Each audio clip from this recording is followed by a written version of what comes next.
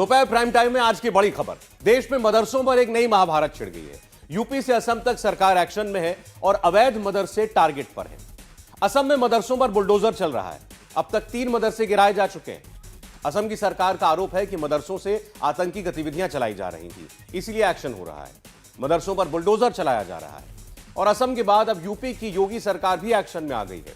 फर्जी मदरसों की पहचान करके उनका सर्वे कराया जा रहा है। सवाल यह है कि क्या यूपी में भी असम की तरह मदरसों पर बुलडोजर चलेगा? और इस मामले से जुड़ी इस वक्त की सबसे बड़ी खबर यह है कि असदुद्दीन ओवैसी ने गैर मान्यता प्राप्त मदरसों के सर्वे पर ही सवाल उठा दिए। ओवैसी ने कहा कि मदरसों का सर्वे एक तरह से एनआरसी है। ओवैसी ने यह भी आरोप लगाया कि योगी सरकार मुसलमानों को परेशान करना चाहती है। ओवैसी इतने में नहीं रुके, उन्होंने कहा कि मदरसों के सर्वे की कोई जरूरत नहीं है। सरकार निजी मदरसों में हस्तक्षेप नहीं कर सकती है। वो अगर ख़ुद अपने मदरसे खोलकर चला रहे हैं, जैसे दारुल देवबंद है, मुबारकपुर में अशरफिया है, ऐसे कई बड़े मदरसे हैं, डिफरेंट स्कूल्स ऑफ थॉट के प्राइवेट मदरसे हैं, जिनका ना सरकार से कुछ लेना देना है, ना सरकार उनको कुछ फंडिंग करती है। हाँ, जो मदरसा बोर्ड की तरह रिकगनाइज्ड है, वो सरकार से उसका ताल्लुक़ है, गवर्नमेंट से। इससे ये क्यों सर्वे क्यों करा रहे आप?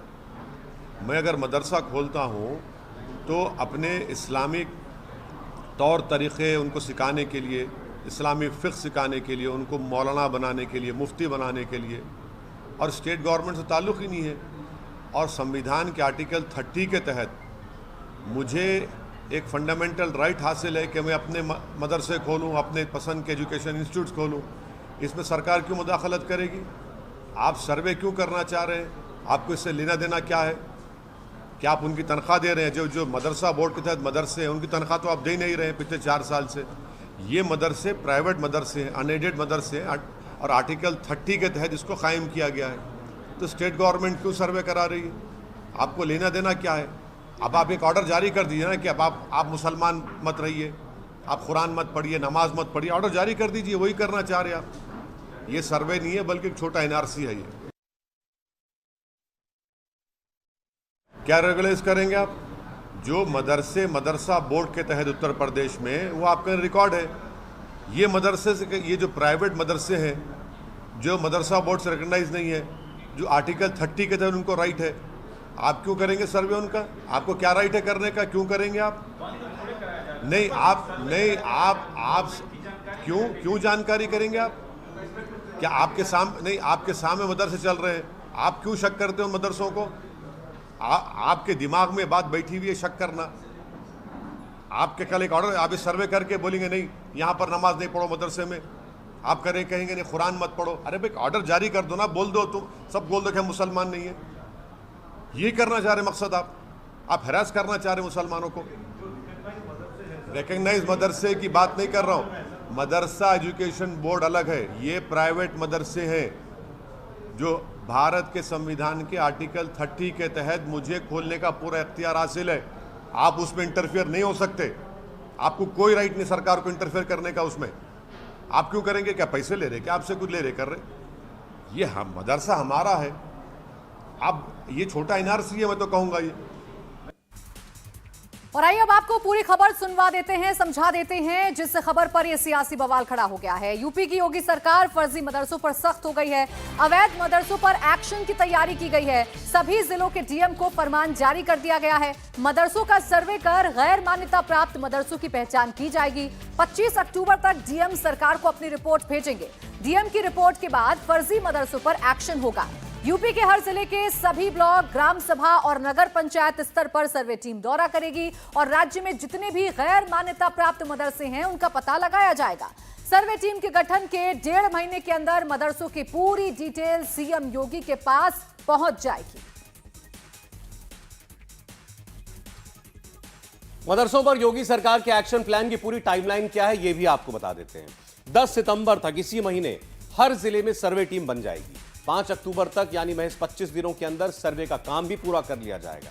इसके बाद रिपोर्ट तैयार होगी और 25 अक्टूबर तक सभी जिलाधिकारियों को अपनी रिपोर्ट सरकार को भेज देनी है।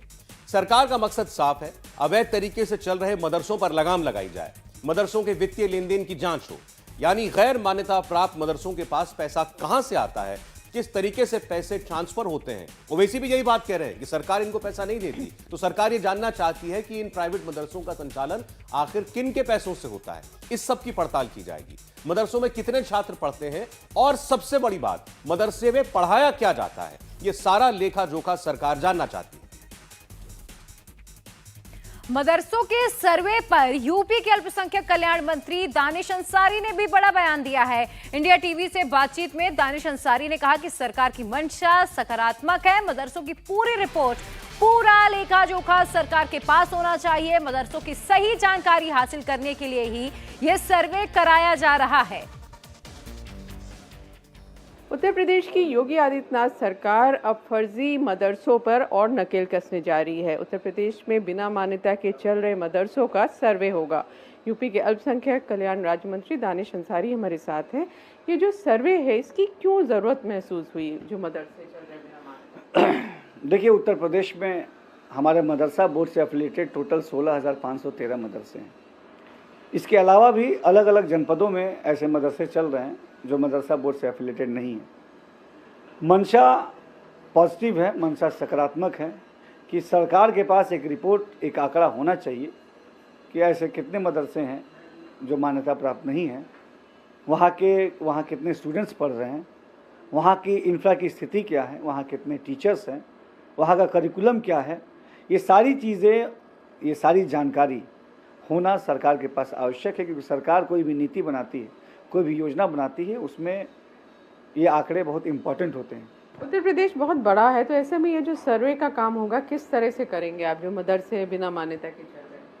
देखिए, सर्वे ग्राउंड पे लेवल पे होगा, जिसमें तहसील स्तर पे एसडीएम होंगे, हमारे डिस्ट्रिक्ट माइनॉरिटी ऑफिसर होंगे और हमारे बेसिक शिक्षा अधिकारी होंगे। 10 सितंबर तक ये टीम बनेगी और ये टीम अक्टूबर में अपनी रिपोर्ट एडीएम के माध्यम से डीएम को देगी और जिला अधिकारी 25 अक्टूबर तक ये सारी रिपोर्ट शासन को भेजेंगे।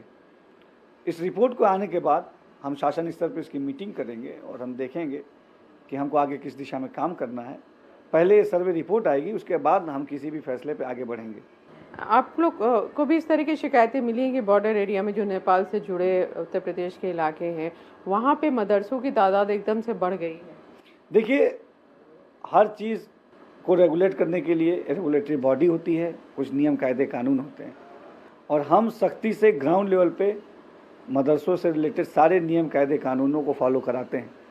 जहाँ जहाँ से ऐसी शिकायत आती है, आम मुसलमान ही ऐसा शिकायत करता है, हम पूरी गंभीरता से उन शिकायतों का संज्ञान लेते हुए निष्पक्ष तरीके से जांच कराते हैं और जहाँ भी कहीं कमी पाई जाती है, कहीं गड़बड़ी पाई जाती है, हम उस पर कार्रवाई करते हैं।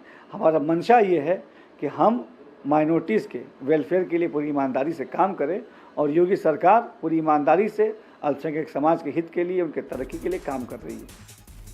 देखिए, सरकार के मुताबिक वो मदरसे रडार पर हैं जो गैर कानूनी तरीके से चलते हैं, अवैध तरीके से चलते हैं। तो यूपी में मदरसों पर एक्शन अभी शुरू हो रहा है, लेकिन असम में मदरसों पर ताबड़तोड़ बुलडोजर चल रहे हैं। असम के बोंगाई गांव में 31 अगस्त को एक मदरसे पर बुलडोजर चला। मदरसे में आतंकी गतिविधियां चलने का आरोप है। 29 अगस्त को असम के बरपेटा में मदरसे पर बुलडोजर चला।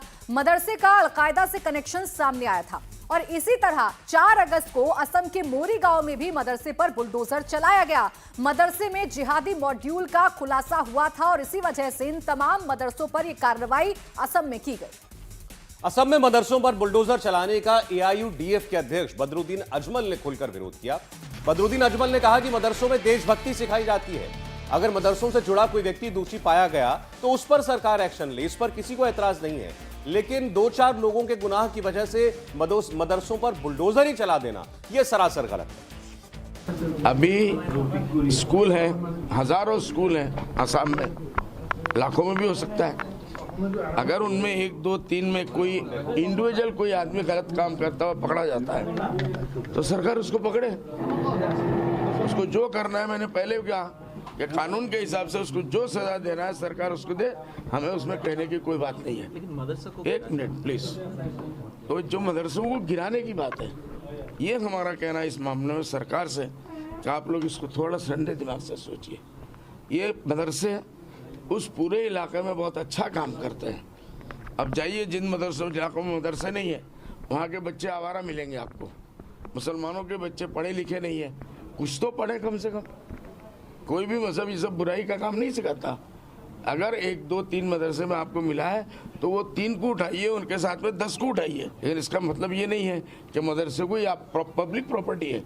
बहुत से मदरसे 30 साल में, 20 साल में, 40 साल में 1-1 रुपया दे के लोगों ने धान दे के, चावल दे के ये मदरसे बने हैं। तो इसको एक दिन में आप तोड़ देंगे, ये तो नाइंसाफ़ी की बात है। उसके खिलाफ इंक्वायरी कराइए। अगर पूरा मदरसा उसके अंदर इन्वॉल्व है, ज़रूर उसको भी तोड़ दीजिए, हमें उससे कहना नहीं है। लेकिन इन्वॉल्वमेंट मिले तो सही। अगर कोई भी इसमें गलत आदमी पकड़ गया है, हमें उससे कोई मतलब नहीं है। गवर्नमेंट उसके साथ जो करना चाहे करे। लेकिन ये बुलडोज़र हुकूमत, ये जो है योगी हुकूमत में चलेगा, आसाम में नहीं चलेगा। इसलिए हम चीफ मिनिस्टर साहब से आप लोगों के माध्यम से कहना चाहते हैं कि आप जल्द से जल्द इस पॉलिसी को बंद करिए, बुलडोज़र हुकूमत को बंद करिए। यह आपका काम नहीं है, आप कानून के हिसाब से होने दीजिए। कोई भी होता है, अगर कोई इदारा, कोई स्कूल पूरा का पूरा मालूम है, उसी में इन्वॉल्व है, आपके इंक्वायरी में आता है, आप करिए, उसको बुलडोज़र भी चला दीजिए, हमें उसमें भी कुछ नहीं कहना है। लेकिन इस तरीके से मदरसों को गिराना ये जुल्म है, नाइंसाफ़ी है। इंडिया टीवी हर वक्त हर जगह डाउनलोड करने के लिए सर्च करें India TV news Google play store या ऐप स्टोर पर।